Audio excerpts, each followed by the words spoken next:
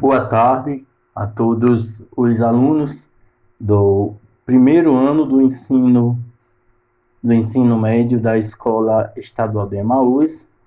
Eu sou o Laudo, o novo professor de História de vocês.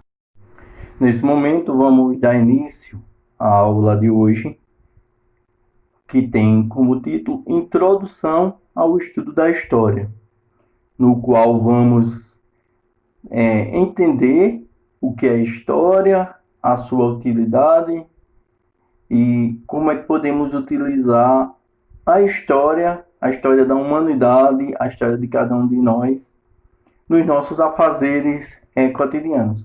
Para que serve estudar história? Antes de começar a estudar história propriamente dita, como eu já falei agora para vocês, a gente precisa uma pequena compreensão do que vem a ser história e qual a finalidade da história. Para isso, a gente precisa entender o que são fontes históricas.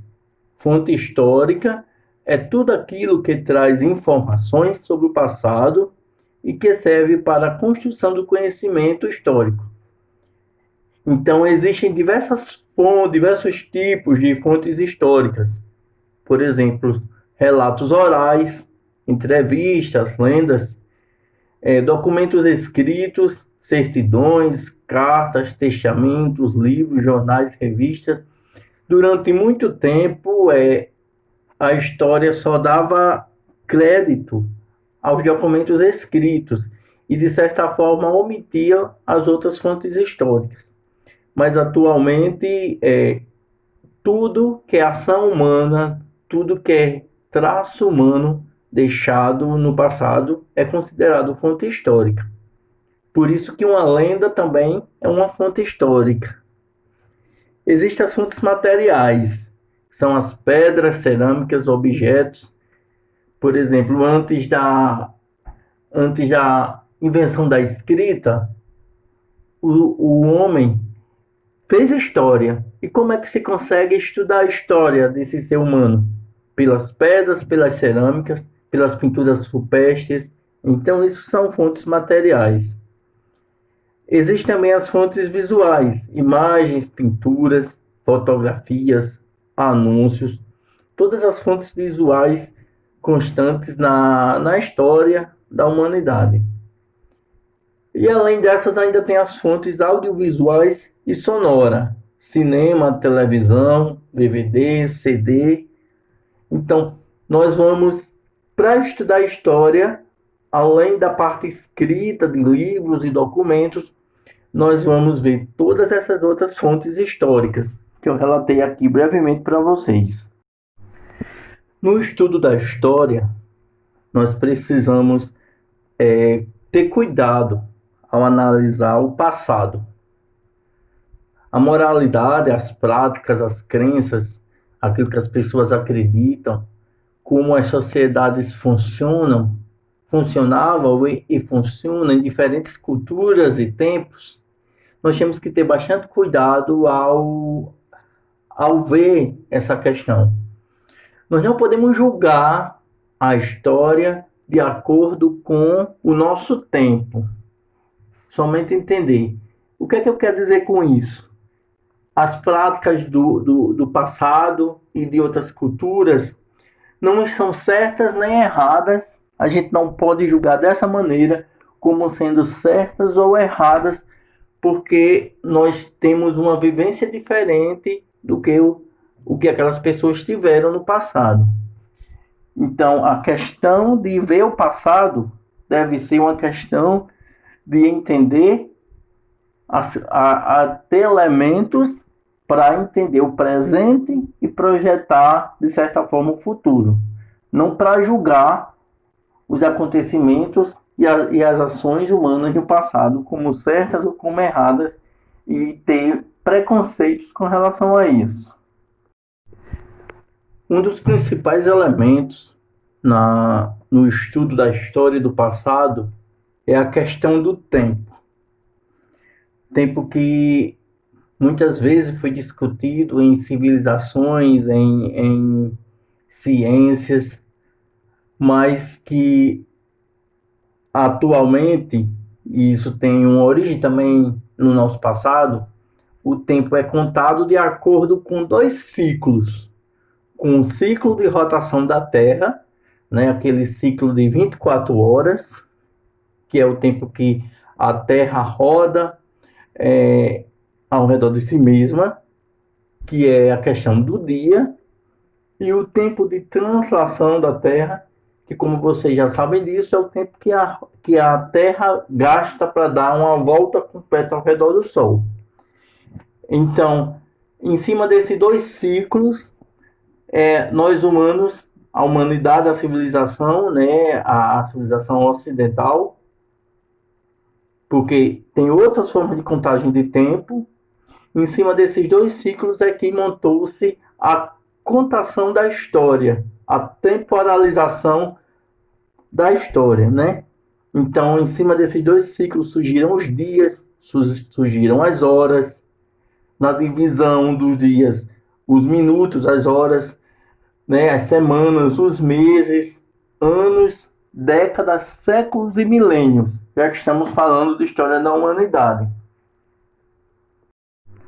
A fim de organizar a história, né, como fazendo uma analogia para a nossa vida, né, que nós temos a infância, adolescência, fase adulta e velhice, também a história da humanidade foi periodicizada em períodos, certo?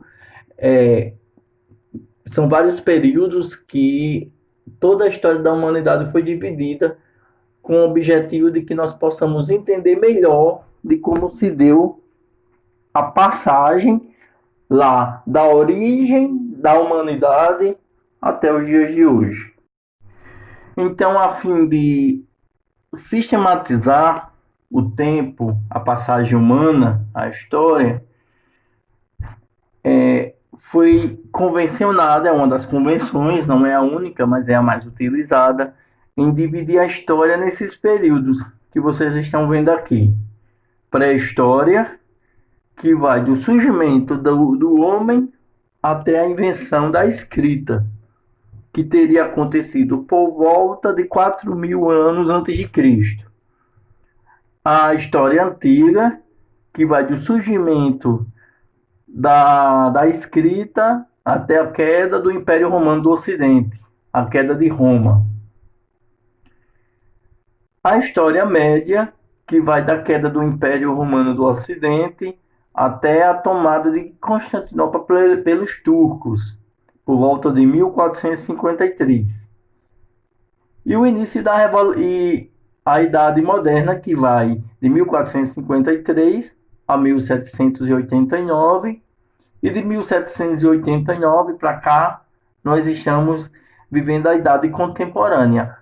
Alguns estudiosos, né, já dizem que nós já estamos numa terceira idade, a idade da tecnologia, mas ainda não é de consenso entre os estudiosos. Então, essa aqui é a divisão histórica, a sistematização histórica mais aceita.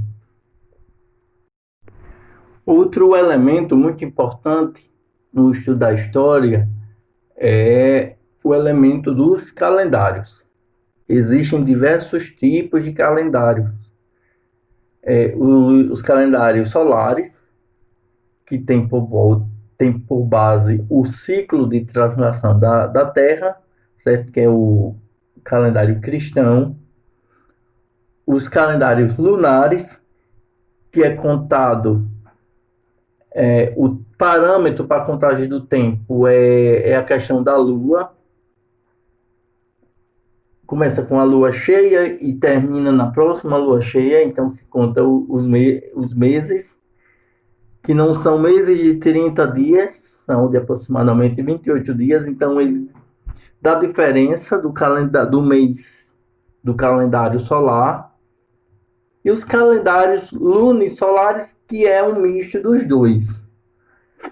Eu exemplifiquei aqui para vocês 3 tipos de calendários que são utilizados. o calendário judaico, que tem início com a criação do mundo, que segundo os judeus aconteceu há mais de 5.000 anos. O calendário cristão, que é o calendário mais utilizado, vamos dizer, é o calendário parâmetro hoje da sociedade e da civilização moderna, é o calendário cristão. Que o centro do calendário cristão é o nascimento de Cristo, que é o ano zero. Então, tudo o que aconteceu antes do nascimento de Cristo se coloca antes de Cristo. E todos os acontecimentos históricos que aconteceram após o nascimento de Cristo, aí fica com a sigla DC, depois de Cristo. AC, antes de Cristo, e DC, depois de Cristo. Além desses dois calendários, ainda tem um calendário muçulmano, já que existem muitos países muçulmanos no mundo, né? Eles correspondem a quase um terço, um quarto da humanidade, então ele é muito praticado, que também vai da criação do mundo, só que o centro do calendário não é o nascimento de Cristo, e sim a fuga do profeta Maomé para Medina. Então, esse aqui é o marco zero do calendário muçulmano. Por questões didáticas, eu mostrei para vocês esses outros tipos de calendário, mas o calendário cristão é o calendário parâmetro. Diversas outras sociedades, cristãs ou não cristãs, adotaram o calendário cristão. E o calendário cristão é chamado calendário gregoriano. Ele foi criado pelo Papa Gregório XIII. Nessa época, a Igreja Católica dominava politicamente a Europa. Então, por isso, o centro da história foi convencionado como o nascimento de Cristo. E a história ocidental ficou assim dividida: AT, antes de Cristo, e DC, depois de Cristo. Isso mostra o poder que a Igreja Católica tinha na época, que fez com que ela determinasse que o centro da história era o nascimento de Cristo.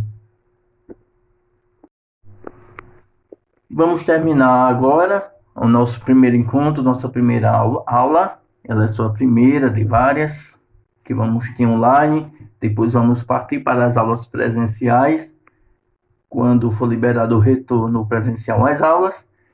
E, como eu já falei para vocês, sou Laudo Batista, o seu novo professor de História da Escola Estadual de Emaús. Obrigado pela atenção de todos e bons estudos para todos vocês, estudantes do primeiro ano do ensino médio.